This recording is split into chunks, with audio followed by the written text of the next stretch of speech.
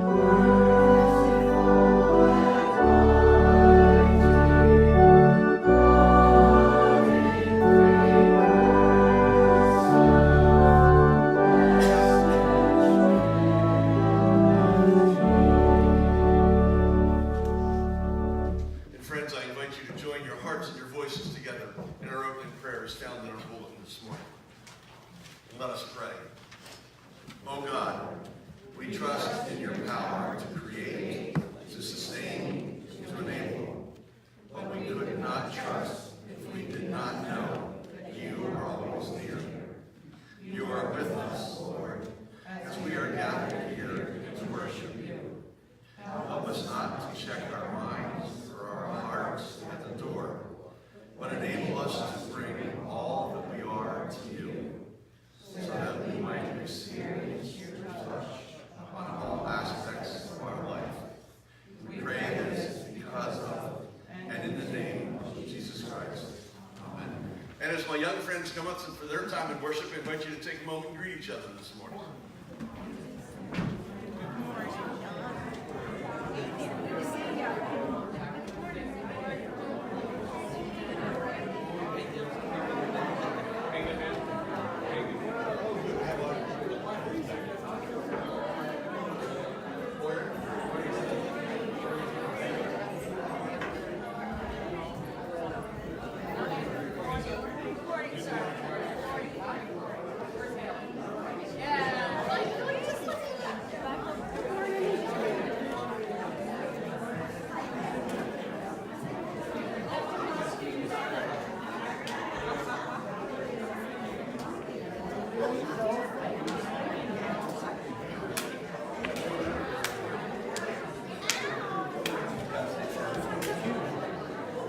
And I'll invite you to find your seats, my friends.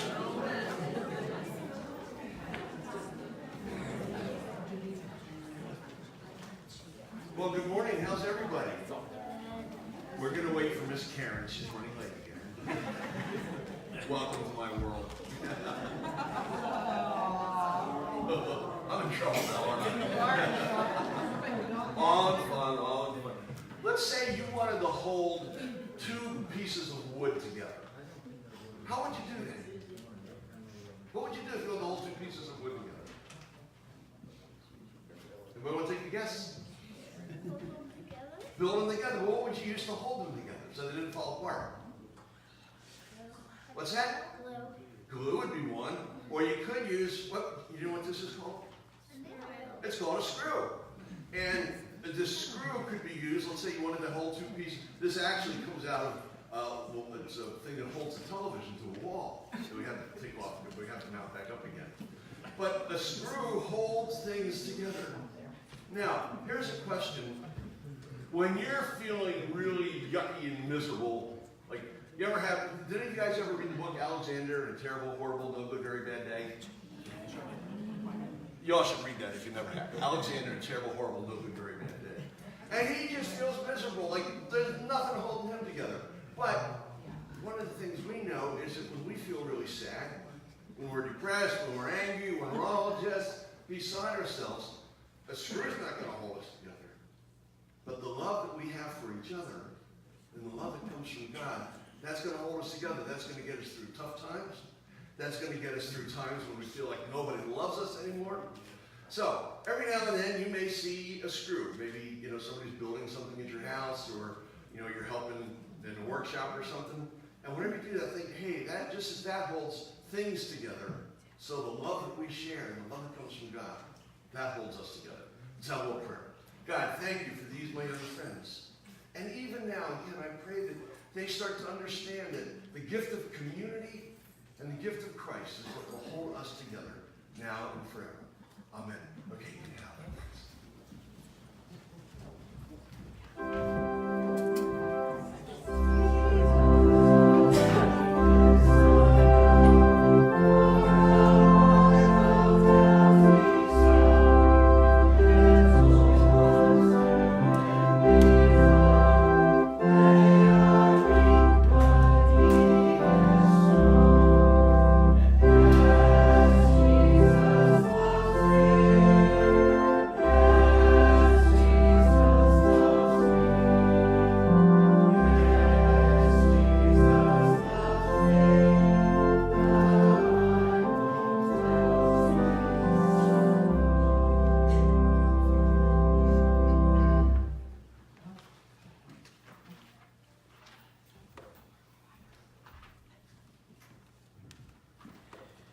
Before the choir sings, I would like to take this time to thank everybody for their cards, their prayers, their visits, their love, and their support during my recent illness, and it worked.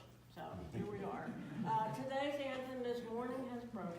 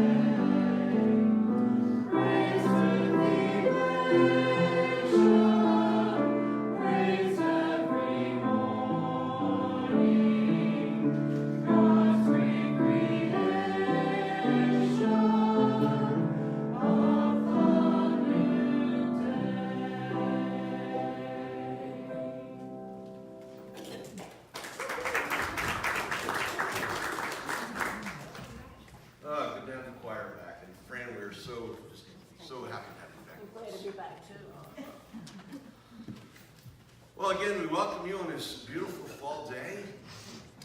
Just glad to have you. In the pew in front of you, you'll notice a little piece of paper. It looks like this. If you're a first-time guest, we'd love to have the opportunity to get to know you a little bit better. And on the back, you can fill that information out and drop it in the card. Just drop it in the plate. It gives us an opportunity to get to know you a little better. And also, for every first-time guest who does that, we make a $5 contribution to the Chester County Food Bank, because you have blessed us with your presence, and we get to bless our under-resourced neighbors in difficult times. On the back of your bulletin, you'll notice there's a number of things coming up, and a couple that I want to highlight. On Sunday, October 21st, just going to be a fun time for those available. At noon, we're going to meet up at Hurricane Hill Farm, up off of 82 on Reestall Road, and just have some fun time going through the corn maze. If you're available, we'd love to have you come out. And then Sunday, October 28th, we're going to do it this year, rain or shine. It's going to be trunk or treat. How many of you have ever done a trunk or treat before? If you haven't done one, it's a lot of fun. We invite you to decorate your car, any kind of theme that you want to do. We've had all kind of fun ones and silly ones over the years. And then we invite all the kids in the neighborhood simply to come. It's in a controlled space. It's safe. They don't have to worry about being out in traffic. And if it rains, again, when you're thinking about your decorations, make it so that if we need be, we can bring it inside into our fellowship hall. A lot of other announcements there. I invite you to take your time and read through those, especially the ones that are of interest to you and your family. But as we get ready for prayer, what special celebrations or concerns does the body have to share today? Yes? Today is my second son's birthday. He's born on the 30th. And he does mission work in Reading for young men. And he does it all over the streets in Reading. Wow, very good. And his name? Carrie. Carrie. Okay, so we remember Carrie on his birthday. Others, celebrations or concerns? Well, friends, let's be in prayer together.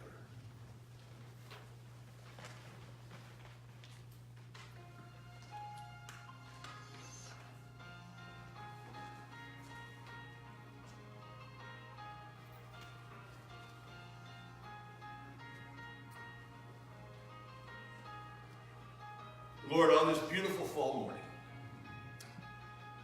when we see signs of the fall coming, the colors on the leaves, the cool, crisp air, we pause to rejoice and give you thanks. God, we have so much to be grateful for.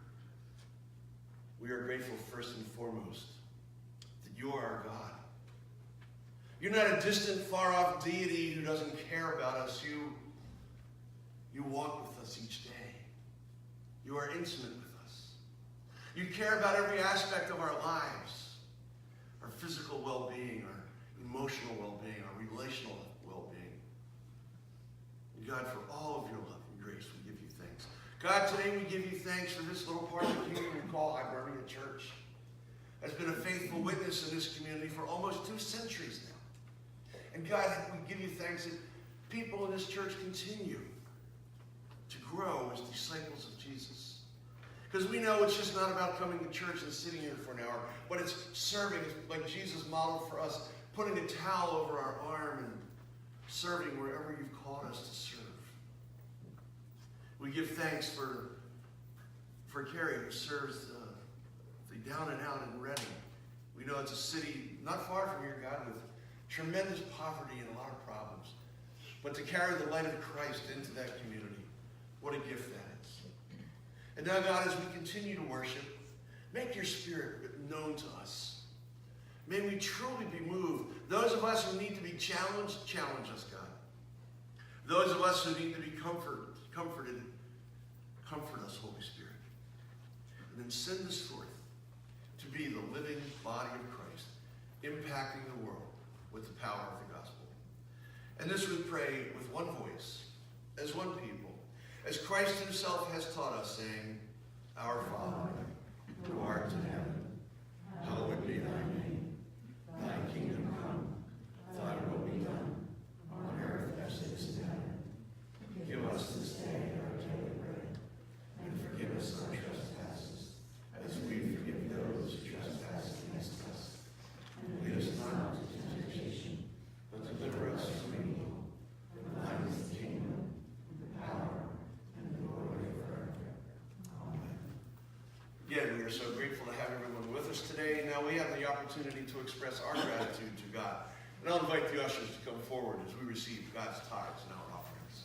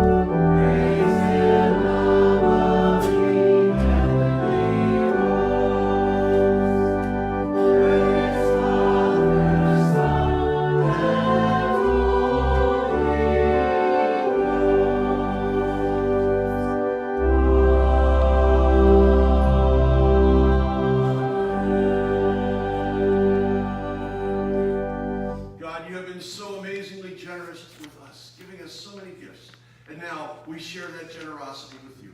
Bless these gifts, receive them, and for your kingdom we pray.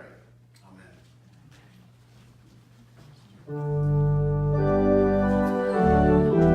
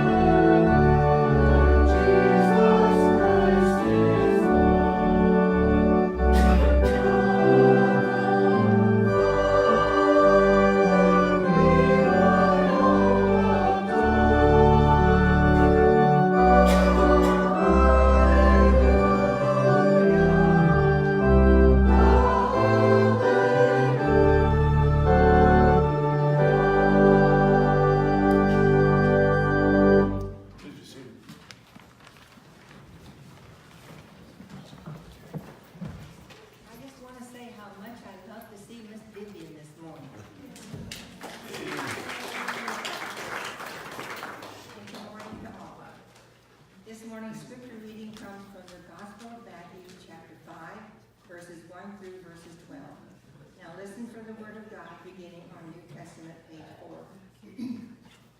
When Jesus saw the crowds, he went up to the mountain, and after he sat down, his disciples came to him.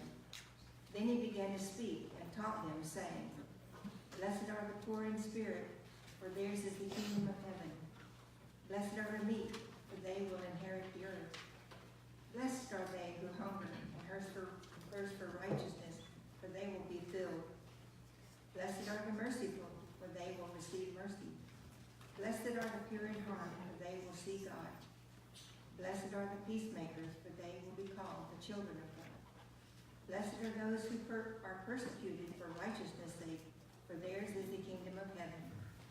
Blessed are you when people revile you and persecute you and utter all kinds of evil against you falsely on my account. Rejoice and be glad, for your reward is great in heaven. For in the same way they persecuted the prophets who were before you. May the Lord add his blessings to the reading and hearing of his word. This is the word of God for people of God.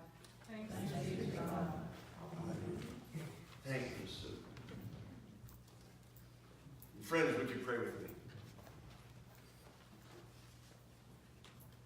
Have thine own way, Lord, have thine own way.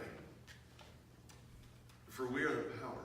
For you are the potter, and we are the clay. Amen. One of the problems we have when we read the Bible, many of us, we don't understand how radical it is. It's a radical book, challenging so many things. And over the next couple of weeks, we're going to look at the section of Scripture you just read called the Beatitudes, which many of us have heard them numerous hundreds of times maybe.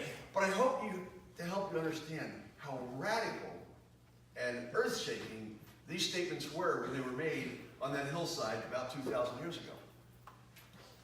In my younger days, when I had knees that worked and things like that, I used to love to ski. How many of you enjoyed skiing? I used to love to do it, and my skiing days are long since behind me. But I remember one time I was skiing up in the Poconos with some friends, and got on the chairlift to go up to the top, and started talking to the person sitting next to me, total stranger, had never met him before. And he was telling me that he was actually on a college ski team, and he hoped to try out and make the U.S. ski team. And I thought, well, that's pretty cool. He says, hey, why don't you do a run with me? I thought, that's pretty cool. God, me to do a run with him. This is a great skier. Yeah, you probably know where this is going, don't you?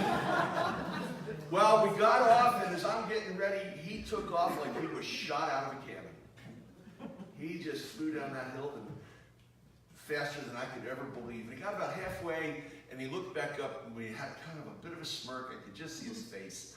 And I could read in his face, it's like, Sonny boy, I own you. You're not in my league. Don't try to play with the big leaguers like me. And the truth is, I was never going to be in that league. I was never going to ski on a college ski team or try out for the Olympic ski team or anything like that. Well, just as I knew I was out of my league, if you'd gone back 2,000 years ago, the way people viewed religion and spirituality was in many ways very different than we view it today. You see, going to synagogue in the world that Jesus lived in, it was almost a sport. And people loved to go there as often as they could, but oftentimes for the wrong reasons. They wanted to go so they could show everybody how super spiritual they were. And in the old Jewish tradition, there were times you would pause for prayer no matter where you were. And they loved to go down and be in the center of town, in town square, if you will, when it was prayer time, so everybody could see them praying. They loved to kind of show off how spiritual they were. The problem was, to do that, you had to be very wealthy. Because a working man or a working woman, you didn't have time. You were literally trying to keep bread on your family's table and shirts on your family's back and keep the roof of your house fixed so that your family could just survive. Remember, in the town where Jesus was raised, Nazareth, it was a dirt poor town. People in that town thought they don't matter.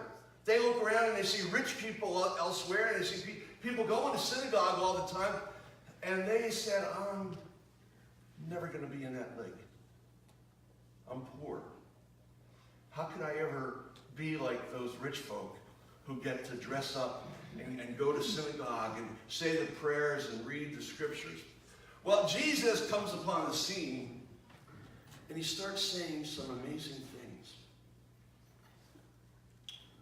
And he starts by saying this: blessed. Blessed are the poor in spirit, for theirs is the kingdom of heaven. And for the very first time in people's lives, they're going, wait, a poor person like me? A working person who barely can have enough bread on the table for my family, and we only have one set of clothes for each of our family, and we live in this little shack. You're saying a person like me can receive God's blessing? Jesus says, absolutely. In fact, the poor in spirit among you, yours is the kingdom of heaven. God has a special blessing for those people who feel they just don't measure up. Now, I don't know about you. I've been a pastor for over 40 years. I'm 63 years old. When I was 14, I thought at this point in my life, I would have it all together. I would have it all figured out. Can I make a confession to you? At the age of 63, I don't have it all together. I still don't have it all. Is there anybody here that has it all together and has it all figured out? Because I want to hang out with you if you do. No. The truth is, every one of us, to some degree, when we're honest, we go, you know that poor in spirit person? That's me. That's me. Oh, I go to church, read my Bible, maybe serve on a committee, sing in a choir, teach a Sunday school class, drop some dollars in the plate. But the truth is, I just sometimes don't feel like I have all of my life together. And Jesus wants you to know, if that's you, God has a blessing for you. Now, sometimes we think blessing has to be something like, we're going to have a Cadillac dropped into our life. We're going to have our checking account suddenly have more money than we know what to do with. We're going to be blessed with health. We're going to be blessed with all kinds of things. Well, but if you look at Jesus, that's not the type of blessing he talked about. Please remember, Jesus basically was a homeless guy. When he died, he had virtually nothing to his name. But what's the blessing? The blessing is this: knowing you're connected with God. Knowing you're connected with God, and that God's going to hold you in the palm of God's hand. And then God says, and you can be part of a community of people. You don't have to all agree on everything. You can see things differently, but I'm going to give you a community to be a part of. And if you will enter into that community and engage with them and be open and be honest, you're going to find your life is just so joyous. You know, all those physical things, and there's nothing wrong with physical things, they're going to fade. The power of community, the joy of fellowship, the satisfaction of knowing God is walking with you, they will last forever. So if you ever find yourself thinking, I'm just kind of a speed bump or a pothole on the highway of life. I'm just here. Well, I don't matter. You matter to God. You matter to God. And I hope all of us in this church, we have those friends that we engage in such rich community with.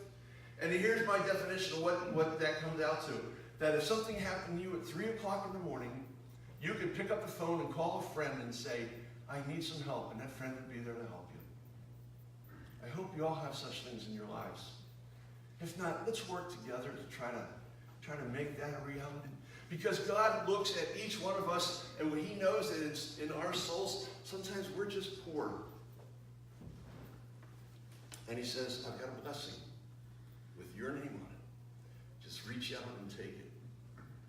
The people in the crowd that day were stunned. You mean we don't have to be rich?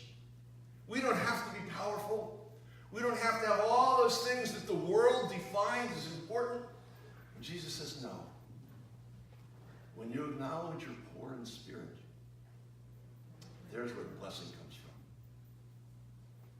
The crowd was silent. You've never heard someone talk like this before. Well, tell us more, Jesus. What other kinds of blessings does God have for us? Have you ever lost something so important to you, it just cut into your soul, and you wondered if you were going to if you just lay down and die? You lost maybe you lost a spouse. You lost a child. You've lost a dream. You've lost a job. You've lost whatever. And the loss was so powerful, you just wish the earth would open up and swallow you, because life is just not worth living now. And you go, will I ever feel an end to this sadness? Will there ever be joy in my life? You once again, just for one day, can I know a little bit of joy? And Jesus says, guess what? Those of you who are mourning, those of you who feel you've lost everything, the pain is real. Jesus knew pain himself. I was joking with Sue before she came to read the scripture this morning. She said, well, this is a long passage. I said, I could have given you a short passage. Of course, what's the shortest passage in the Bible? Jesus wept. Jesus himself knew what mourning was. He knew what it was to lose things that were very near and dear to him. And in the midst of that, he says, when you feel that you're just completely swallowed up in pain, swallowed up in mourning, you wonder if the sun is ever going to shine for you again, Jesus says, I have good news for you. Because those of you who mourn, and when you take that mourning to God and just cry your heart out to God, and when you take that mourning and you gather with your community around you just to share in that pain, he says, there you will find comfort. Now, I don't know about you, but I'm glad that that's the world that Jesus wants us to live in. Not a world where we, everything's happy, happy, happy all the time. I'll be honest, sometimes I see some of the hymns that have been written, and I thought, oh, that hymn is so trite. Because Jesus doesn't say, believe in me, and all your pain's going to go away. He says, I'm going to walk with you, and I'll give you a community of people to walk with you through the pain. I love the passage, probably one of the most known passages in all Scripture, from the 23rd Psalm. Yea, though I walk through the valley of the shadow of death. Because when you lose something, sometimes you feel like you're in a valley. And it's so deep. It's so dark. Will light ever shine on me again? But we know that when you walk through the valley with God, and with a community of sisters and brothers around you, you will someday come out of that valley. And the light will shine for you again. And you will find joy yet again. Again, I don't want to trivialize anybody who's mourning the loss of something important. I don't want to trivialize that. But God says, no matter what, I'm going to walk with you. One more we'll look at today. In that world, in the world where Jesus lived, the concept of humility was actually considered a bad thing. Really. I know it's hard for us. We try to teach our kids to be humble. However, any of you remember the song that Mac Davis did way back in the 70s? Oh Lord, it's hard to be humble when you're perfect in every way. That song would have fit well back in the time of Jesus. When you study history back there, you find that some of the rulers literally had themselves declared to be a god. They declared themselves to be a god, and they would give these amazingly long titles to each other. And they would strut around town showing people how powerful they are. And they would say, I'm the most important person around here. You need to be like me. Look at me. Look how. And humility was a foreign concept to them. Nobody wanted to be meek. You wanted to be big. You wanted to be bold. You wanted to be brash. You wanted to be number one. Number two, if you were with us last week when Dawn talked about, who remembers number two? Number two wasn't good in that world. You had to be number one. And into that world, Jesus spoke to these people who've never had much of anything in life. They've never had power. They've never had wealth. They've never had riches. They don't live in beautiful mansions. They don't have beautiful clothes. They don't have great jewelry. Again, they're barely surviving. And Jesus says a shocking thing. It's not the rich that are blessed. It's not the powerful. They've already had their blessing. Blessed are the meek. Blessed are those that everyone else has forgotten about. Blessed are those who are left by the side of the road, for theirs is the kingdom of heaven. I won't ask you to raise your hands, but I wonder how many of us that sometimes have said, you know, a train passed and I didn't get on it, and I don't have wealth, I don't have fame, I don't have power. Nobody in my world looks up and says, hey, I want to be like that person. I'm just meeky, I'm just eking out of survival. And Jesus says to people like that, blessed are the meek, the rich and the powerful. They've had their blessing. Now, anybody who was rich and powerful in the audience that day, they didn't want to hear these words, did they? Of course not. Just challenged everything they've been taught. But Jesus comes onto the scene and says these revolutionary words, blessed are the meek, for you are the ones who will inherit the earth. I think our world still needs to learn this lesson. I think that's why we have the Bible, because we haven't learned the lessons that were given to us 2,000 years ago. And we need to be reminded time and time again. Those of us who are poor in spirit, God has a blessing for us. Those of us who are mourning, sometimes to the point you mourn, it's so heavy you wonder if you can ever get out of bed. And God says, I'm going to hold you in the palm of my hand. And those of you who are meek, maybe you didn't want to be meek, but you just didn't have what it took to climb that ladder of success. And Jesus says, you're the people. You're the ones that will inherit the earth. So as we go through the Beatitudes in the weeks ahead, I'm going to invite each of us to really question the values that we have. Are we living the kind of life that Jesus invites us to live to receive God's blessing here in the Beatitudes? Or are we chasing all the things that the world tells us to chase? Again, there's nothing inherently wrong with having a nice house. I like having a nice house. There's nothing wrong with having a nice car. Nice cars are good things to have. But if we're defining ourselves by that, if we're saying, you see, these are signs of God's blessing, look at all the good things, Jesus says, try to be careful there. Because God has blessings for the people who oftentimes have been left by the side of the road. May all of us today know God's blessing. Would you pray with me? God, forgive us when we've chased after the things that really aren't that important. Forgive us when we've just listened to the world tell us what's significant. And Lord, forgive us if we've thought we were insignificant or those around us were insignificant. Because we know that each one of us is a person Christ died to redeem. So God, shower your blessings on us. Not in wealth, not in fame, not in power, but in humility, in meekness, that we may show Christ to the world. Amen. And friends, I invite you to join us to conclude our worship with our closing song. We have a story to tell them to the nations, and the world needs to hear this story. Story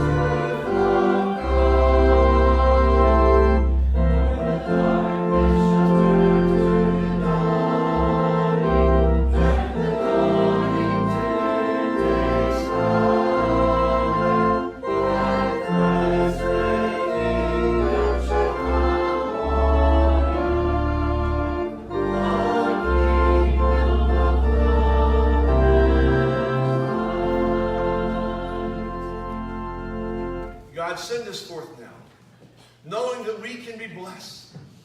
We can receive joy from you and strength of fellowship with each other. Help us to find the blessings we have as we live into the life that Christ has called us. Send us forth now. In the name of the Father, the Son, and the Holy Spirit. Amen.